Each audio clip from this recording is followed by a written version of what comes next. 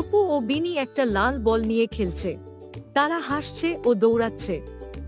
চারিদিকে অনেক পাখি উড়ছে। লাল বলটি হঠাৎ এক বৃদ্ধ মানুষের জানালার কাছে গিয়ে লেগে কাঁচ ভেঙে দেয়। বিনি ভয় পেয়ে নিজের মুখ ঢেকে ফেলেছে, পিছনে ভাঙা জানালাটা দেখা যাচ্ছে।